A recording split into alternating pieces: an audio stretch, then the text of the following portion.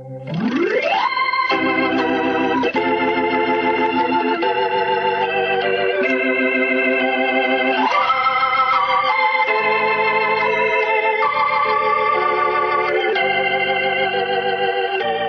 it's Dennis Daly welcoming you to Old Time Radio on Monday, a complete Old Time Radio episode. And this time around, one of the great syndicated shows of all time, may be great because it starred Alan Ladd.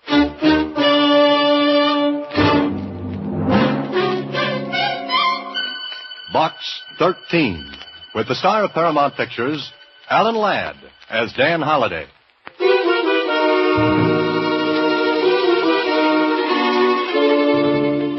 Box 13, care of Star Times. They said my son was killed in a drunken brawl. I know he wasn't. He was a good boy. He was murdered. Why, I don't know. If you come to 733 Winship Avenue... If you'll come to 733 Winship Avenue anytime and listen to my story, I'll be grateful to you forever. Mrs. Catherine Daly. And that was the letter to Box 13. Just a few lines. But, brother, what those few lines led to.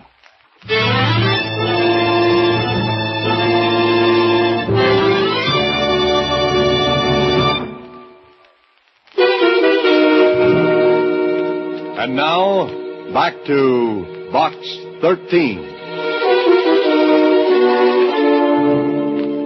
I get some funny letters through Box 13. Some don't mean a thing. Others are from people who answer all the ads. But this one from Mrs. Catherine Daly, it had a real ring to it. I get so I can spot the letters from cranks and curiosity hunters. They're full of big phrases. It's the simple ones that count, like Susie said. Well, it's short, Mr. Holliday. Uh-huh. What are you going to do about it? Well, what would you do, Susie? Well... You know, Susie, I don't know how you manage to get right to the point of things so quickly. Oh, it's easy. Okay, you talked me into it. I don't know what I'd do without you. I try to make myself indisposable. The word, Susie, is indispensable. What's the difference? None, I guess. All right, Susie, I'm on my way to 733 Winship Avenue. Mrs. Catherine Daly was a little woman, maybe about 50, 60. It was difficult to tell because gray hair was pushing hard against the brown. It was her eyes that got me. Maybe not too long ago they'd been able to smile. But now they were dead, lifeless.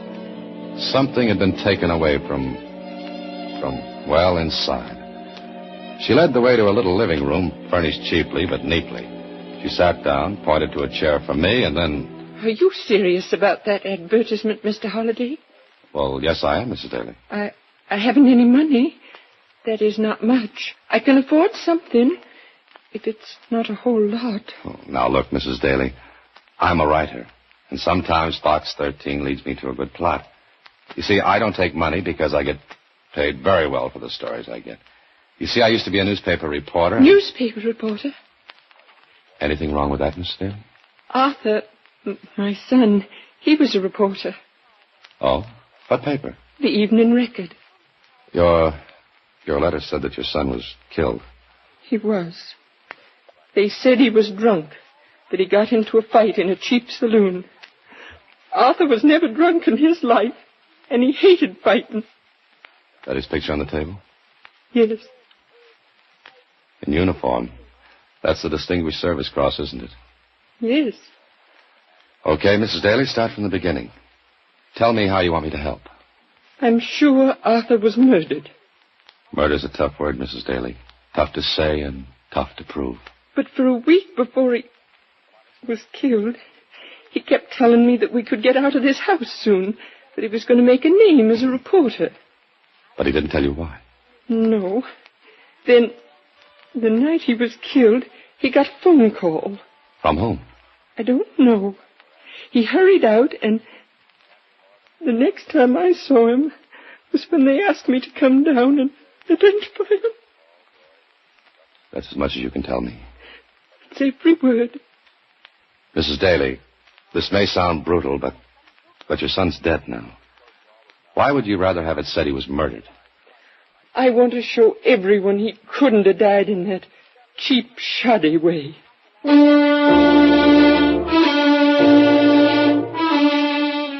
Well, that was that. I believed her. Maybe it was the way she talked. Maybe it was her eyes. I don't know. Anyway, I left her house with nothing to go on but what she had told me, and that was little enough. Just that he was on to something would make a name for him as a reporter. Anyway, I went to see what Lieutenant Kling knew about it. About what, Holiday? About the kid that got killed in the saloon brawl. Well, that's what the records show. They show anything else? No, they don't. You know, I like you. Thanks. You can have the next dance. I'm serious. Okay, so you're serious. What about? You're not satisfied with the Daly case either. What makes you think I'm not? Just the way you talk. You don't believe it's right. I believe what the witnesses in that dive said. The Daly kid got drunk. Somebody said something to the girl he was with. Nothing bad, but Daly got mad and started swinging. And? Then he ended up in the red.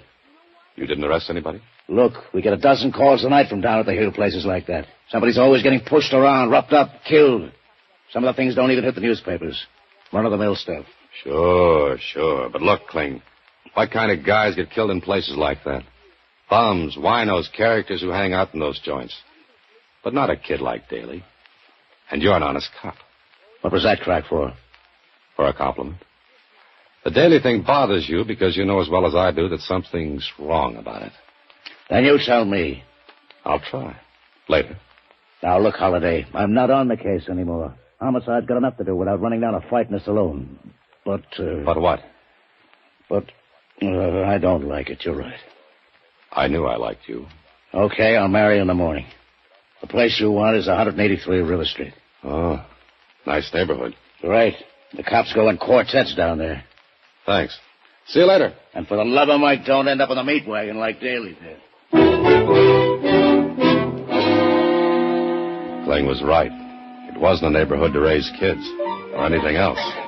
And the place I wanted was called the Riverview. Fancy name. Oh, a great place. I stepped over a couple of boarders spending the night on the doorstep and walked inside.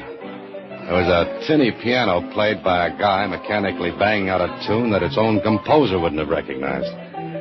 The bar was set at the back facing the door. I went over to it. The bartender took a long, good look at me. I must have looked strange. I was wearing a necktie and a shirt. He walked over. Yeah? What's with, bud? How are you? Awful. You? Practically dead? Okay. Now that we know each other, what's on your mind? What do you got to drink? Arsenic? Want some? Straight. Water on the side. Funny man, ain't you? Sure. Look, what do you want? A drink, maybe? No, you don't. That suit you got on cost maybe $150. The tie, $5. Any cookie comes in here dressed like you don't want a drink. All right. You win. Swell. Slumming, huh? No, looking. For what? Last week there was a fight in here. A kid got killed. Arthur Daly. I didn't see nothing. My back was turned. Did you ever see the girl who was with Daly? I told you I didn't see nothing. Oh. All through the fight, you just kept your back turned. Yeah, I hate fights. Can't stand the sight of blood. That what you told the police? Same thing. Who were the witnesses? Look, when a fight starts in here, there ain't no witnesses. Everybody's blind. That makes it easy.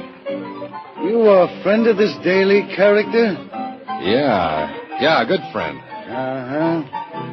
I still don't know nothing. Now blow, mister. Out. Get it out. He knew something, all right. But he was clammed up tight. I left and walked up the street. I was close to the spot where I'd parked my car when I heard something. I stopped. Somebody was tailing me, following me from the saloon. Okay, somebody didn't like me nosing around. I walked past my car, Just ahead of me was an alley, and pulling out of the alley was a truck. I walked a little faster. I got to the alley, skirted around back of the truck so my trailer would lose me for a couple of seconds. Then I stepped inside a doorway. It was dark. The truck pulled away. I waited. Then I heard the steps. He didn't know where I'd gone. But if he was going to pick me up again, he'd have to pass the doorway where I waited for him. Come here. Oh, let go, you hurt me. Shut up. Oh, please, mister, I ain't no crook. I wasn't going to put this thing on you. What's the idea of tailing me? I heard you talking to barkeep back there. I wanted to talk to you, honest, that's all. You could have caught up with me before this. Gee, mister, I didn't want anybody to see me, honest. All right, talk. Oh. You want to know something, huh? Come on. What do you want to say? Well, honest, I might get in trouble. Look, I got to know I'll get something out of this, eh? So what you've got, we'll see how much it's worth. Maybe a $5? Maybe. Go on, talk. Look, I could get in bad trouble. You are right now. Oh, all right. Oh, all right, make it a $5. What do you know about Arthur Daly? I saw the fight. I saw the whole thing. Did you tell the police? Me? I don't get nothing to do with the cops. All right, tell me. This guy that was bumped, he didn't start the fight. Who did? A pug. Ex-pug named Billy Connor. The Daly guy didn't have nothing to do with starting it. It was a frame. Was Daly drunk? No, he had one drink. The girl slipped something in it. I saw her. She was a good looker, so I was watching her. Do you know her? Me? Me know a dame like that? Nah. All right, well, here's your $5. Now keep your mouth shut, understand? Oh, sure. Maybe you'd like to know something else, huh? What? Oh, mister, ought to be worth something. All right, here. Oh, thanks. You ain't been out of the joint down the street more than a couple of seconds when the barkeep goes to the phone. So? I heard him tell somebody that you was nosing around. Mister, something tells me that you're in bad trouble right now.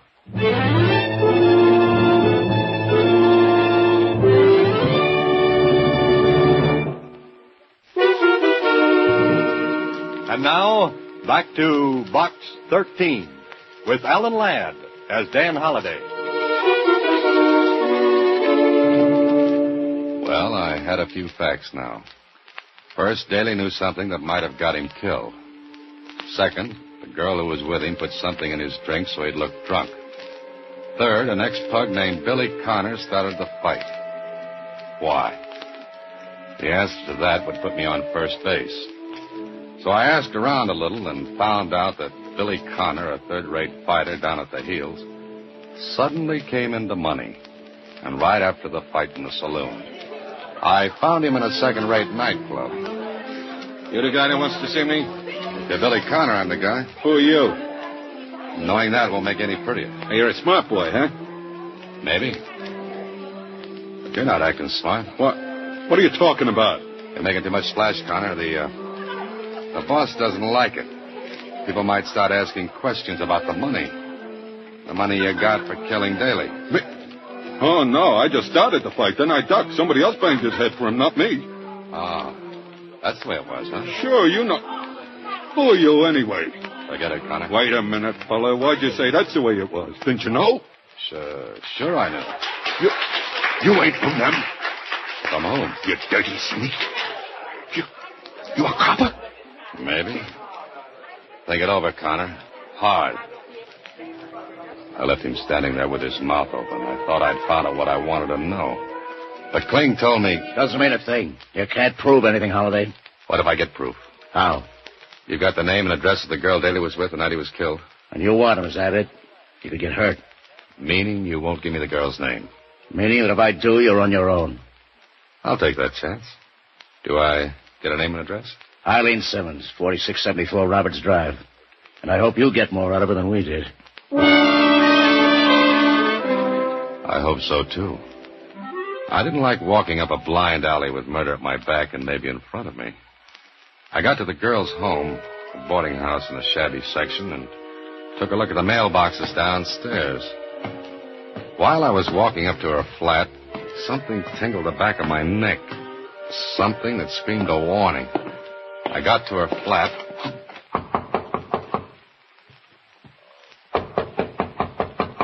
didn't answer. Then I smelled it. Gas. I stooped down, and one look at the crack between the door and the sill was enough. It was stuffed with newspapers. There was only one thing to do.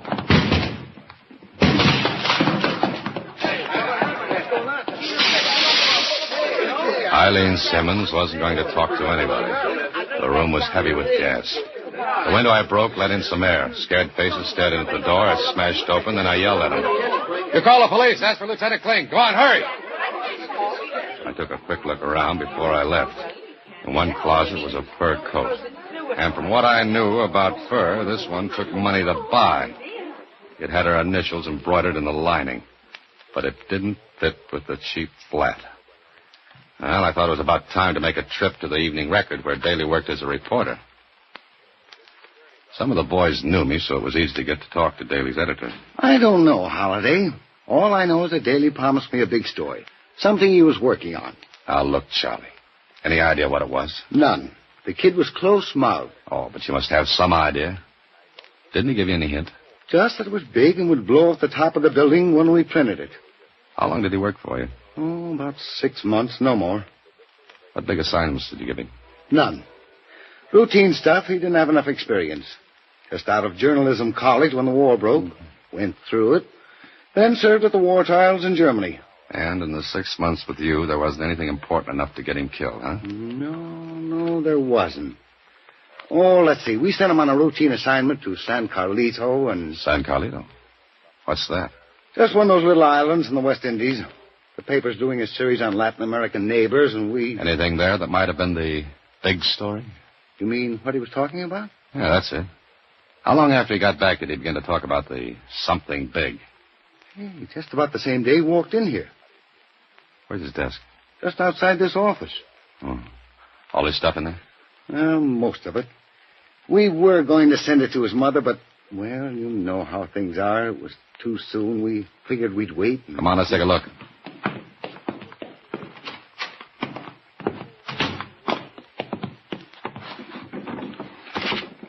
Just the usual stuff. What are these photographs? Never saw him before. Full face, profiles of men. You know him? Not from Adam. Oh, Charlie, can I have these? Well, I don't know, Holiday. One ex-newspaper man to an editor. Come on, let me have them. Okay. I didn't see you take them. Thanks. Now, mind if I go through the rest of your stuff? No, help yourself. I'll be at my desk. Right. I went through Daly's papers. There was one little notebook with an entry in it that read, "Got to be careful, never be alone. They won't dare make a try for me unless I'm alone. I've got proof on film, photos of the men I recognize." Okay, so Daly's notebook gave me another lead. But where to? Well, maybe Daly's mother would know. I looked at my watch, but it was after midnight, so I figured it was too late to see her, and I decided to wait until morning. I wish I'd have gone right then and there. The next morning, I went to see Daly's mother, and I found her in the middle of an excited bunch of neighbors. When I got her alone, she told me what was up. There were burglars. They ransacked Arthur's room. Well, let's take a look. But there's nothing missing. Well, let's look anyway. They went through all the drawers. You didn't hear them? No, I slept right through it. Uh-huh. Mrs. Daly, what could they have wanted? I don't know. There's nothing of value here. Look, when Arthur came back from San Carlito, did he bring anything with him? Why, I don't think so. A camera, maybe? His own, but he took that with him when he went. Now think hard, Mrs. Daly. Did he take any film out of that camera when he got back? I think he did. Yes, I remember. He hurried out with some film to have it developed. Where is it? I don't know. Did he get it back from the shop where he took it? I don't think so. I think he'd have shown them to me if he had. And the roll of film he took out of his camera is still in the shop. It must be. Mrs. Daly, we've got to find a check for that film. The kind you get when you leave film to be developed. Come on, let's look. We looked and looked and looked. No check. Began to seem as though whoever ransacked the room found the check, and if he had, well, the thing was over. After half an hour, we gave up. But there was still one more thing to find out. Mrs. Daly, would you mind taking a look at these photographs? Do you know any of these men? Why, I'm not sure. They look familiar, but... His scrapbook, the one he brought back from the war. There are pictures like those in the scrapbook. Well, show it to me, will you? It's in my room, right next door. Here it is. Here they are, the pictures. But I don't see... I think I do. But I'm afraid to believe it. Look, Mrs. Daly, whatever you do, stay with your neighbors. Don't be alone for a minute. I left the house, and the idea I had was buzzing around inside my head. If I was right, then the whole thing was fantastic. But the pieces began to fit together. Maybe I was thinking too hard. I didn't see the big black car that turned down the corner. I didn't see it until I was almost staring between its headlights. I jumped back and up, and the fenders of the car took the skin off my legs, and the car roared away. That big black buggy had my name for a license plate. It would have looked just like an accident. But it told me something. That whoever was doing the dirty work didn't have the check for the film. Because the proof of what Daly knew was on that film. And if Mr. Accident Maker had it, he wouldn't have risked another accident. I called Kling, got him on the phone. What do you want me to do? Check every photo shop in the city for a roll of film mailed just before Daly was killed. How do you know he mailed it? Because he wouldn't have been fool enough to take it to a photo shop. He knew they were tailing him, waiting to grab that film. So he mailed it, with a note that he'd called for it. Okay, I'll pick up the film, if I can find it. Oh, no, Kling, don't pick it up, please. But you just said you Kling, want... tell me where it is, call my office, and I'll pick it up. Look, you're asking for a crepe wreath in your door. If those babies are what you say, they'll cut you little pieces. You want them, don't you? Sure, but I don't... The only way to get them is to make them come after that film. And they won't call it headquarters for it, Kling. But they will try to get it from me. I waited. Finally, Kling gave me the word. I picked up the film and printed the little finishing shop. Kling had given orders that I was to have it. I got in my car, looked in the rear vision mirror, and saw a big black sedan pull in behind me. This was it. I couldn't spot Kling, and the squad car he said would be handy.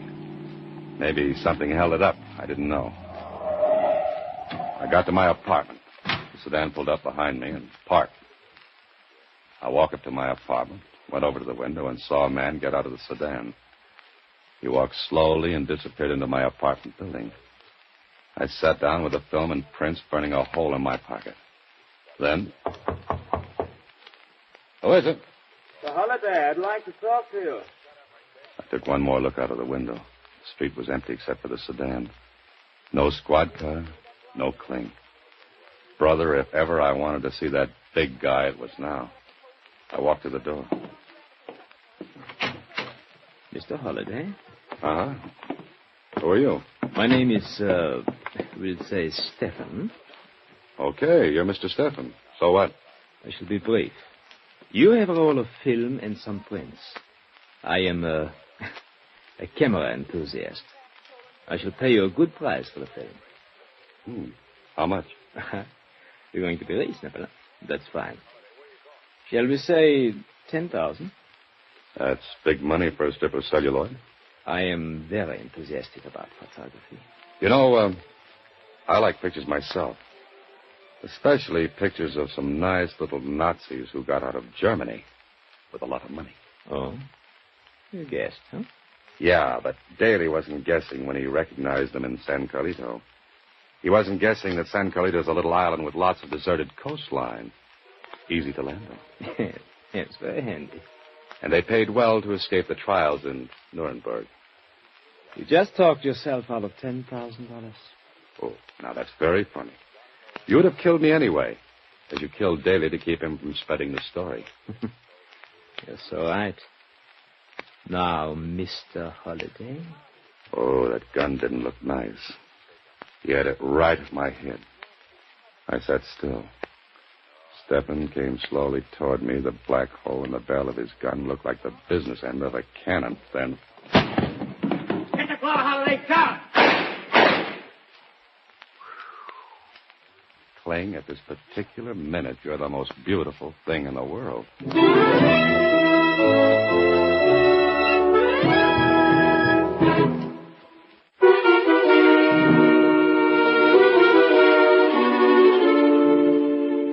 what happened, Mr. Holliday? Well, at that moment, Susie, Lieutenant Kling landed and took over. Sorry I drew it so close, Holliday, but I had to let Stefan talk a while. Yeah. But by the way, where was that squad car? Well, there wasn't any. The squad car would have scared Stefan away. I had to make it look safe. The boys and I were right next door. Had been for an hour. No, he tells me. And it's up to the Federals now. We're clean on this end. Gee, I sure... Oh, Mr. Holliday, you might have been killed. Oh, it's okay now, Susie. It's all over. But you might have been killed. And I like this job so much. What'd I say? Very funny, Kling. Nothing, Susie, nothing. Good night. Next week, same time, Alan Ladd stars as Dan Holliday in Box 13.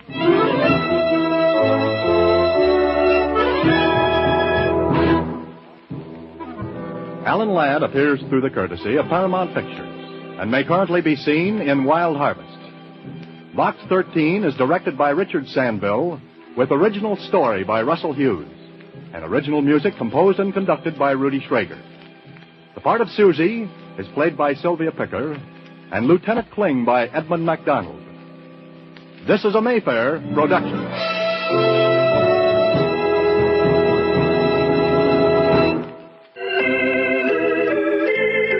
Join me every Monday at this time for a new complete old-time radio episode from the archives of Old Time Radio.